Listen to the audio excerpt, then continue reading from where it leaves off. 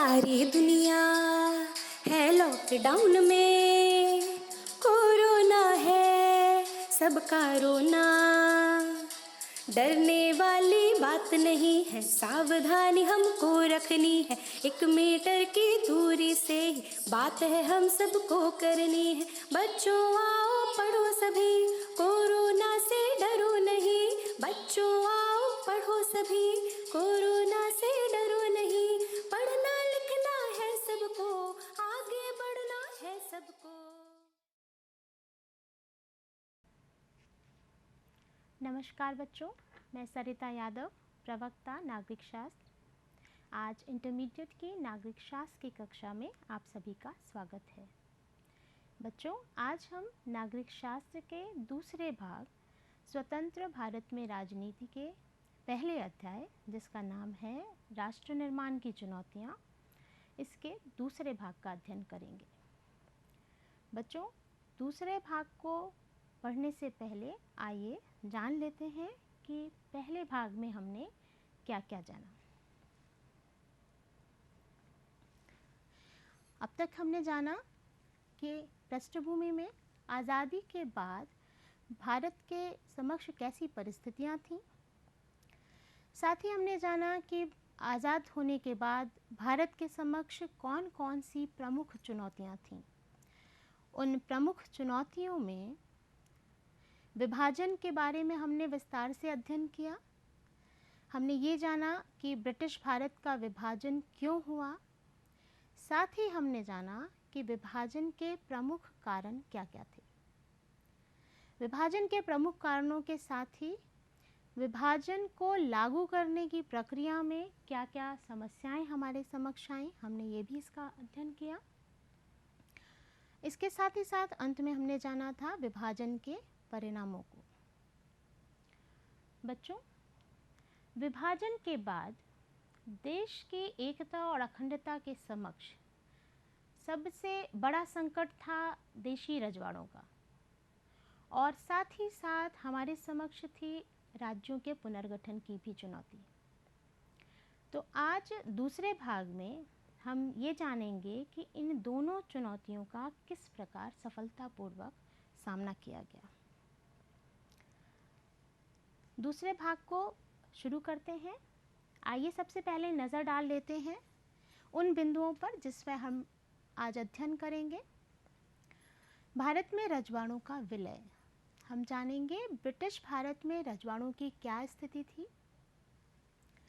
विलय में समस्याएं, भारतीय संघ में इन देशी रजवाड़ों के विलय में क्या क्या समस्याएं आईं।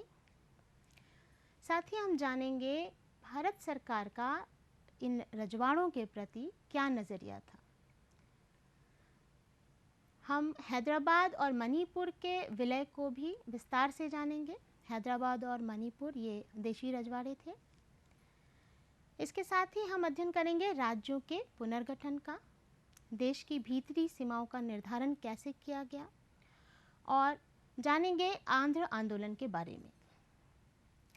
अंत में हम जानेंगे राज्य पुनर्गठन आयोग के बारे में, आयोग का गठन क्यों किया गया था, और साथ ही जानेंगे आयोग के द्वारा पारित जो रिपोर्ट थी उसके बाद किन राज्यों का निर्माण किया गया। आइए बच्चों शुरू करते हैं। भारत में रजवाड़ों का विलय। बच्चों, ब्रिटिश इंडिया जब आज़ाद होने से पहले भारत ब्रिटिश इंडिया कहलाता था। ब्रिटिश इंडिया 2 हिस्सों में बटा हुआ था। एक हिस्से में ब्रिटिश प्रभुत्व वाले भारतीय प्रांत थे, दूसरे हिस्से में देशी रजवाड़े थे। ब्रिटिश प्रभुत्व वाले भारतीय प्रांत वो थे जहां पर अंग्रेज सरकार का सीधा नियंत्रण था। वहीं दूसरी ओर वो छोटे बड़े राज्य थे जिन पर राजाओं का शासन था। इन्हें ही देशी रजवाड़े कहा जाता था। रजवाड़ों को हम रियासतों के नाम से भी जानते हैं। इन रियासतों में राजाओं को अपने घरेलू मामलों के बारे में शासन चलाने की अनुमति प्राप्त थी। ऐसा इसलिए था क्योंकि इन रजवाड़ों ने अंग्रेजी सरकार की अधीनता को स्वीकार कर रखा था, या कहें ब्रिटिश सरकार की सर्वोच्चता को स्वीकार कर रखा था। बच्चों, आज़ादी के समय हमारे देश में 565 देशी रियासतें थीं और लगभग ये ब्रिटिश भारत का पूरा 1/3 हिस्सा रजवाड़ों से ही था। आइए इसको मानचित्र में समझ लेते हैं। आपको ये ब्रिटिश भारत का मानचित्र दिखाई दे रहा है।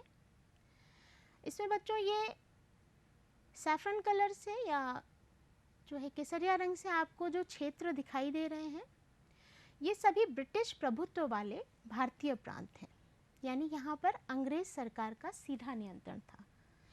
वहीं दूसरी ओर आपको ये हल्के नीले रंग से, स्काई ब्लू कलर से जो क्षेत्र रंगे हुए दिख रहे हैं, ये देशी रियासतें थीं।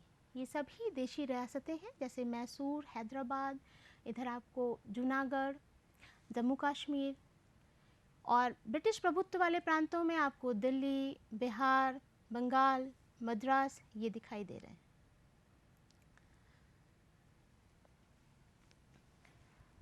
बच्चों, रियासतों को और ब्रिटिश प्रभुत्व वाले प्रांतों को जानने के बाद आगे बढ़ते हैं। इन रजवाड़ों के विलय में क्या समस्याएं आई? अंग्रेजी शासन की समाप्ति के साथ ही ये देशी रजवाड़े भी अंग्रेज़ों की अधीनता से आज़ाद हो गए थे, उनकी गुलामी से स्वतंत्र हो गए थे। आज़ाद होने के बाद इन रजवाड़ों के पास 3 विकल्प थे। सबसे पहला विकल्प था कि ये रजवाड़े या तो भारत में शामिल हो जाएं, या दूसरा विकल्प था कि ये पाकिस्तान में शामिल हो सकते हैं, तीसरा विकल्प था ये स्वतंत्र अस्तित्व बनाए रख सकते हैं। तो भारत में शामिल होने का निर्णय हो या पाकिस्तान में शामिल होना हो या फिर अपना स्वतंत्र रियासत का दर्जा बनाए रखने का निर्णय हो, इस निर्णय को लेने का अधिकार इन राजाओं को दिया गया था। अर्थात इन रियासतों की प्रजा की इसमें कोई भूमिका नहीं थी। ये एक गंभीर समस्या थी, क्योंकि भारत की आज़ादी के आंदोलन के समय से ही हमारे नेताओं ने देश में स्वराज की संकल्पना की थी और साथ ही साथ देश में लोकतंत्र स्थापित करने का भी लक्ष्य रखा था। और रियासतों का जो रवैया था वो लोकतंत्र के लिए ही गंभीर समस्या पैदा कर रहा था। रियासतों में शासन बिल्कुल अलोकतांत्रिक ढंग से चलाया जाता था, अर्थात वहाँ प्रजा की निर्णय लेने में कोई भी भूमिका नहीं थी। रजवाड़ों का रवैया। रजवाड़ों का रवैया अखंड भारत के समक्ष सबसे बड़ा संकट खड़ा कर रहा था। बच्चों, ये रियासतें जो भारतीय संघ में शामिल नहीं होना चाहती थीं, उनमें से सबसे पहले त्रावणकोर, जिसे आप केरल के नाम से जानते हैं, उसने स्वयं को आज़ाद रखने की घोषणा करी। त्रावणकोर के बाद हैदराबाद के निज़ाम ने खुद को आज़ाद रखने की घोषणा कर दी। ऐसा लग रहा था कि भारत फिर से छोटे छोटे देशों में टूट जाने वाला है, और ये हमारे समक्ष, अखंड भारत के समक्ष सबसे बड़ा संकट था। तो रजवाड़ों ने अपना निर्णय बता दिया था। उनके रवैये के बाद अब भारत सरकार को निर्णय लेना था। आइए जानते हैं कि सरकार का रजवाड़ों के प्रति क्या नज़रिया था। छोटे बड़े कई देशों में बट जाने की संभावना के विरुद्ध भारत सरकार ने बेहद सख्त रुख अपनाया। हालांकि भारत सरकार के इस सख्ती का मुस्लिम लीग ने विरोध किया था। मुस्लिम लीग का कहना था कि इन रियासतों को पूरी आज़ादी दी जानी चाहिए, वो चाहे तो स्वतंत्र रहें और चाहे तो किसी देश में शामिल होने का निर्णय कर सकें। रजवाड़ों के विलय में सरदार पटेल की भूमिका। बच्चों, ये आपके स्क्रीन पर सरदार वल्लभ भाई पटेल हैदराबाद के निज़ाम के साथ तस्वीर में दिखाई दे रहे हैं। सरदार पटेल ने रियासतों के भारत में विलय में सबसे महत्वपूर्ण भूमिका निभाई थी। बच्चों, सरदार पटेल आज़ाद भारत के हमारे पहले गृह मंत्री थे और साथ ही साथ उप प्रधानमंत्री भी थे। आज़ादी के बाद रियासतों को समझाने में, उनको भारतीय संघ में शामिल करने के लिए तैयार करने में उनकी महत्वपूर्ण भूमिका थी। इन रजवाड़ों का भारतीय संघ में विलय इतना आसान काम नहीं था, ये बहुत जटिल था। लेकिन इस जटिल कार्य को सरदार वल्लभ भाई पटेल ने अपनी दृढ़ इच्छा शक्ति और कूटनीतिक कौशल के बल पर बखूबी पूरा किया था। उनकी इन देशी रियासतों के शांतिपूर्वक तरीके से भारतीय संघ में शामिल करने और भारत के राजनीतिक एकीकरण को करने में जो उन्होंने ऐतिहासिक भूमिका निभाई थी, उसी कारण से हम सरदार वल्लभ भाई पटेल को लौह पुरुष के नाम से भी जानते हैं। सहमति पत्र। आज़ादी के समय तक अधिकांश रियासतें भारतीय संघ में शामिल होने के लिए तैयार हो गई थीं और इसीलिए उन्होंने इंस्ट्रूमेंट ऑफ एक्सेशन पर हस्ताक्षर करने का निर्णय ले लिया था। सहमति पत्र को ही इंस्ट्रूमेंट ऑफ एक्सेशन कहा गया। इस सहमति पत्र पर हस्ताक्षर करने का अर्थ था कि रजवाड़ों की स्वीकृति, भारतीय संघ में विलय हेतु उनकी स्वीकृति। ऐसा नहीं था बच्चों की सारी रियासतों को समझा करके उन्हें भारतीय संघ में शामिल करना आसानी से संभव हो गया था। ऐसी कई रियासतें थीं जो आसानी से विलय के लिए तैयार नहीं हुई थीं। उनमें से प्रमुख थी जूनागढ़, हैदराबाद, कश्मीर और मणिपुर। इस अध्याय में हम हैदराबाद और मणिपुर रियासत के विलय को विस्तार से जानेंगे और कश्मीर के विलय को हम इस किताब के अध्याय 8 में विस्तार से पढ़ेंगे। आइए सबसे पहले जानते हैं हैदराबाद के विलय को। बच्चों, आपके स्क्रीन पर ये भारत के दक्षिणी हिस्से का मानचित्र दिखाई दे रहा है। ये हैदराबाद रियासत आपको दिखाई दे रही है। ये एक बहुत बड़ी रियासत थी जो चारों ओर से भारतीय भूभाग से घिरी हुई थी। हैदराबाद में आज के महाराष्ट्र, आंध्र और कर्नाटका के कुछ हिस्से शामिल थे। हैदराबाद के शासक को निज़ाम कहा जाता था। हैदराबाद के निज़ाम उस समय दुनिया के सबसे दौलतमंद इंसानों में से थे और हैदराबाद के निज़ाम अपनी रियासत को आज़ाद रियासत का दर्जा देना चाहते थे। वो भारतीय संघ में विलय के लिए बिल्कुल तैयार नहीं थे।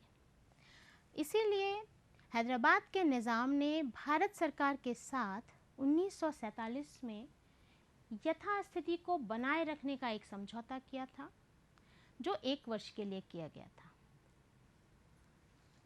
निज़ाम के विरुद्ध लोगों का आंदोलन। समझौता जो 1 वर्ष के लिए किया गया था, इस दौरान भारत सरकार और निज़ाम के बीच बातचीत चल रही थी।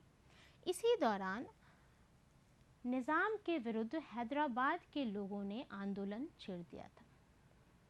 इस आंदोलन में किसानों के साथ साथ महिलाएं बड़ी संख्या में शामिल हुई थीं और साथ ही साथ समस्त जो प्रांतीय शक्तियां थीं, वहाँ की कम्युनिस्ट और कांग्रेस की जो इकाइयां थीं, वो भी इस आंदोलन के समर्थन में थीं।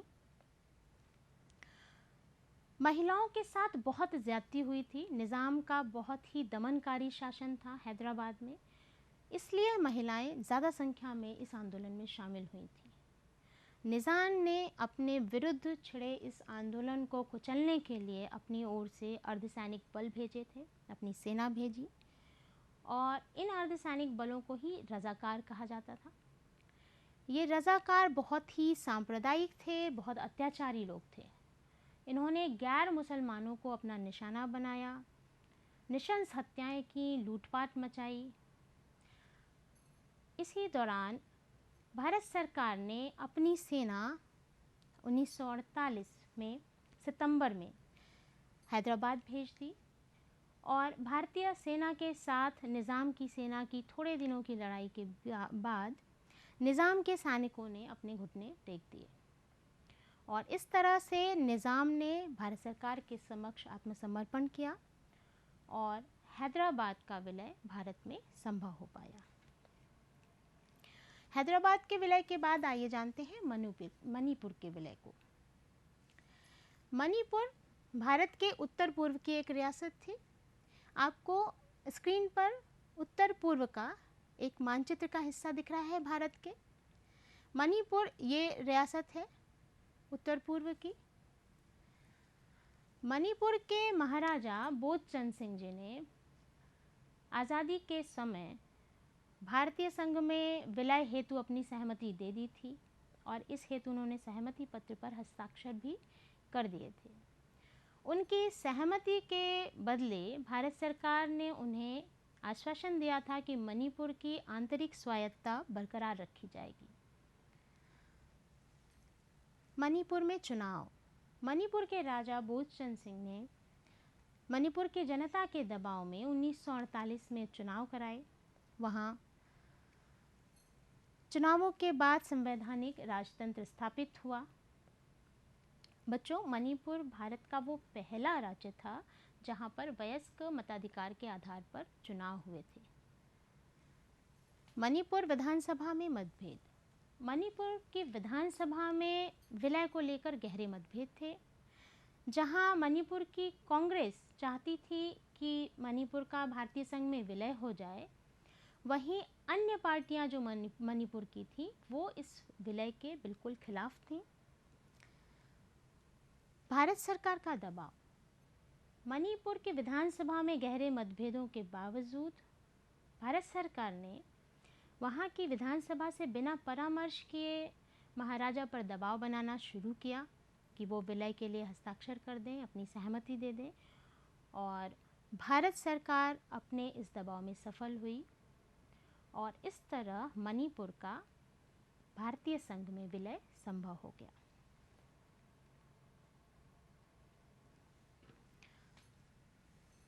रियासतों के विलय के बाद आइए देखते हैं राज्यों के पुनर्गठन और आंध्र आंदोलन। बच्चों, विभाजन और रियासतों के विलय के बाद अब सबसे बड़ी चुनौती थी राष्ट्र निर्माण की प्रक्रिया में भारत की भीतरी सीमाओं के निर्धारण की, राज्यों की भीतरी सीमाओं के निर्धारण की। राज्यों का सीमांकन आंतरिक सीमाओं को तय करने की चुनौती थी। राज्यों के सीमाओं का निर्धारण इस तरह से किया जाना था कि देश की सांस्कृतिक बहुलता, भाषाई पहचान भी बची रहे और साथ ही साथ राष्ट्रीय एकता पर भी कोई खतरा ना आने पाए। औपनिवेशिक शासन काल में सीमांकन। बच्चों, जब अंग्रेजों का शासन था भारत में तो राज्यों की जो सीमाएं थीं वो प्रशासनिक सुविधा के आधार पर तय की जाती थी। अंग्रेज जिन क्षेत्रों को जीत लेते थे वो एक प्रांत बन जाता था। बंटवारे के बाद की परिस्थिति। भारत जब आज़ाद हुआ तो भारत सरकार ने अंग्रेज़ों के दौरान किए गए इस सीमांकन को खारिज कर दिया। भारत सरकार का मानना था कि देश की राज्यों की सीमाओं का निर्धारण भाषाई आधार पर किया जाए और भाषाई आधार पर राज्यों के पुनर्गठन का वायदा भारत सरकार ने किया। आज़ादी से पूर्व भी जो प्रांतीय कांग्रेस की कमेटियां बनाई जाती थीं वो भी भाषाई आधार पर ही बनाई जाती थीं, अर्थात भारतीय राष्ट्रीय कांग्रेस भी शुरू से ही देश के भीतरी सीमाओं का निर्धारण भाषाई आधार पर करने के लिए ही सहमत थी। आज़ादी के बाद लेकिन जब बंटवारा हो चुका था तो परिस्थितियां देश की बदल गईं। बंटवारे के बाद देश के नेताओं को ये लगा कि भाषाई आधार पर पुनर्गठन करने से कहीं देश में अलगाववाद को बढ़ावा ना मिले, देश की एकता पर संकट आ जाए, इस आशंका को वो मन में लिए हुए थे। साथ ही साथ भारत उस समय विभाजन के दंश से, विभाजन की त्रासदी से भी जूझ रहा था और रियासतों के विलय की समस्या भी बनी हुई थी। तो ऐसी स्थिति में भारत सरकार ने अपने इस फैसले को स्थगित करने का निर्णय लिया। तेलुगु भाषी क्षेत्रों में विरोध और आंध्र आंदोलन। केंद्रीय नेतृत्व द्वारा लिया गया ये फैसला, उसका विरोध शुरू हुआ सबसे पहले मद्रास प्रांत के, पुराने मद्रास प्रांत के तेलुगु भाषी क्षेत्रों में। वो एक आंदोलन के रूप में खड़ा हुआ। उसे आंध्र आंदोलन कहा गया। पुराने मद्रास प्रांत में शामिल क्षेत्र, पुराने मद्रास प्रांत में आज के केरल, तमिलनाडु, आंध्र प्रदेश और कर्नाटका के कुछ हिस्से शामिल थे। आंध्र आंदोलन के द्वारा ये मांग की गई कि मद्रास प्रांत के तेलुगु भाषी क्षेत्रों के लिए एक अलग राज्य आंध्र प्रदेश का गठन किया जाए, और यह आंदोलन जोर पकड़ने लगा। इस आंदोलन के समर्थन में वहाँ की समस्त राजनीतिक शक्तियाँ, मद्रास प्रांत की समस्त राजनीतिक शक्तियाँ इसके समर्थन में थी। इसी दौरान गांधीवादी नेता पोट्टी श्रीरामुलु ये भी आंध्र आंदोलन के समर्थन में आ गए और भूख हड़ताल पर बैठ गए। दुर्भाग्य से पोट्टी श्रीरामुलु जी की 56 दिनों की भूख हड़ताल के बाद मृत्यु हो गई इसी आंदोलन के दौरान। इनकी मृत्यु के बाद आंदोलन बिल्कुल उग्र हो उठा, हिंसक हो उठा। लोग सड़कों पर आ गए और बहुत हिंसा की शुरुआत हो गई। पुलिस फायरिंग में कई लोग मारे गए, बहुत सारे लोग घायल हुए। आंदोलन का दबाव बढ़ता जा रहा था। भारत सरकार असमंजस की स्थिति में थी, लेकिन अंततः भारत सरकार ने अलग आंध्र प्रदेश की घोषणा की थी। इस आंदोलन के दबाव में आकर भारत के प्रधानमंत्री ने दिसंबर 1952 को एक अलग आंध्र प्रदेश बनाने की घोषणा की। आइए आगे बढ़ते हैं। राज्य पुनर्गठन आयोग एवं नए राज्यों का निर्माण। बच्चों, अलग आंध्र प्रदेश के बनाए जाने के बाद क्षेत्रीय आंदोलनों के दबाव में राज्य पुनर्गठन आयोग की स्थापना भारत सरकार के द्वारा की गई। यह स्थापना की गई थी 1953 में। राज्य पुनर्गठन आयोग की अध्यक्षता की थी न्यायाधीश फजल अली ने। ये 3 सदस्यीय आयोग था, जिसमें बाकी 2 सदस्य थे के.एम. पनिक्कर जी और हृदयनाथ कुंजरू जी। आयोग को कार्य सौंपा गया था ये तय करने का कि राज्यों की भीतरी सीमाओं का निर्धारण किस आधार पर किया जाए। राज्य पुनर्गठन आयोग ने अपनी रिपोर्ट में इस बात को स्वीकारा कि राज्यों के सीमाओं का निर्धारण वहाँ की क्षेत्रीय भाषा के आधार पर ही किया जाना चाहिए, और राज्य पुनर्गठन आयोग की इसी रिपोर्ट के आधार पर राज्य पुनर्गठन अधिनियम 1956 में भारतीय संसद द्वारा पारित किया गया। 1956 में राज्य पुनर्गठन अधिनियम जब बना तो नए राज्यों का निर्माण किया गया। उसी आधार पर 14 नए राज्य और 6 केंद्र शासित प्रदेशों का निर्माण किया गया था। उन 6 केंद्र शासित प्रदेशों में कौन कौन थे? उसमें हिमाचल प्रदेश, दिल्ली, मणिपुर, त्रिपुरा, अंडमान निकोबार और लक्षद्वीप। साथ ही साथ उन 14 राज्यों में प्रमुख रूप से जम्मू कश्मीर, पंजाब, राजस्थान, मध्य प्रदेश, उत्तर प्रदेश, पश्चिम बंगाल, असम, बिहार, उड़ीसा, मद्रास, मैसूर, आंध्र प्रदेश, केरल और बॉम्बे थे। क्षेत्रीय आंदोलन एवं भाषावार राज्यों के पुनर्गठन का लोकतांत्रिक राजनीति पर प्रभाव। बच्चों, आज़ादी के बाद देश के नेताओं ने भाषाई आधार पर राज्यों के पुनर्गठन को लेकर मन में एक आशंका व्यक्त की थी। उन्हें लगा था कि यदि भाषा के आधार पर राज्यों का पुनर्गठन किया गया तो देश में अलगाववाद की समस्या बढ़ जाएगी और देश की एकता खतरे में पड़ जाएगी। लेकिन क्षेत्रीय मांगों को स्वीकारा गया। क्षेत्रीय मांगों के आधार पर राज्यों का पुनर्गठन भाषाई आधार पर बाद में किया गया। तो जो हमारे देश के नेताओं की आशंका थी कि अलगाववाद बढ़ जाएगा, देश की एकता खतरे में पड़ सकती है, ऐसा नहीं हुआ। आशंका के बिल्कुल विपरीत क्षेत्रीय मांगों को मान लेने के साथ अलगाववाद की समस्या कम होने लगी। और साथ ही साथ देश की एकता और अखंडता और ज़्यादा मजबूत हुई थी।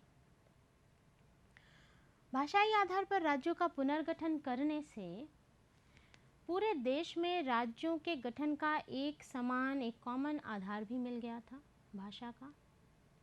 और साथ ही साथ एक बड़ी उपलब्धि भी थी, वो थी क्षेत्रीय विभिन्नता के सिद्धांत को स्वीकृति। बच्चों, भारत एक विविधताओं से भरा हुआ देश है जहाँ पर बहुत सारी भाषाएं बोली जाती हैं। भारत में लोकतांत्रिक व्यवस्था को अपनाया गया है। लोकतंत्र का सिद्धांत स्थापित कर देना ही पर्याप्त नहीं है। असल माने में लोकतंत्र तब है जब वो देश में मौजूद विभिन्नताओं को स्वीकार करे, देश में मौजूद विरोध को भी स्वीकार करे। तो इस तरह से राज्यों के पुनर्गठन को एक लोकतांत्रिक कदम माना गया और क्षेत्रीय आंदोलनों ने भारत की लोकतांत्रिक राजनीति को बहुत बुनियादी बदलाव लाए उसमें। जहाँ पहले देश की सत्ता सिर्फ कुछ अभिजात वर्ग, कुछ खास वर्गों तक सीमित थी, वहीं अब सत्ता का दरवाज़ा आम आदमी के लिए खुल चुका था। आइए नज़र डाल लेते हैं कुछ नए राज्यों पर जो दूसरे दौर में बने। 1960 में मुंबई से महाराष्ट्र और गुजरात का निर्माण हुआ। 1963 में नागालैंड बना। 1966 में पंजाब, हरियाणा और हिमाचल प्रदेश नए राज्य के रूप में सामने आए। 1972 में मेघालय, मणिपुर और त्रिपुरा का गठन हुआ। मेघालय को असम से अलग करके बनाया गया था। 1987 में मिजोरम, अरुणाचल प्रदेश का नए राज्य के रूप में गठन हुआ। सन 2000 में छत्तीसगढ़ को मध्य प्रदेश से अलग करके, उत्तराखंड को उत्तर प्रदेश से अलग करके और झारखंड को बिहार से अलग करके बनाया गया। इनका आधार विकास में क्षेत्रीय असंतुलन को रखा गया था, भाषाई आधार नहीं था। 2014 में आंध्र प्रदेश से अलग करके तेलंगाना को नया राज्य बनाया गया। आइए बच्चों एक नज़र अभ्यास कार्य पर डाल लेते हैं। भारत के रजवाड़ों के विलय में क्या समस्याएं थीं? हैदराबाद और मणिपुर के विलय के बारे में संक्षेप में लिखे। राज्य पुनर्गठन आयोग के गठन का क्या उद्देश्य था? बच्चों, इस पाठ्य से संबंधित जो सामग्री और अभ्यास कार्य हैं वो आपको दीक्षा मोबाइल एप्लीकेशंस पर भी उपलब्ध हैं, जिसे आप गूगल प्ले स्टोर को डाउनलोड करके देख सकते हैं। आप अपने विषय अध्यापक से भी इससे संबंध में जो कठिनाई है व्हाट्सएप वर्चुअल क्लासेस के माध्यम से समझ सकते हैं। साथ ही साथ उत्तर प्रदेश माध्यमिक शिक्षा विभाग द्वारा विकसित यूट्यूब चैनल के माध्यम से भी आप इस वीडियो को पुनः देख सकते हैं।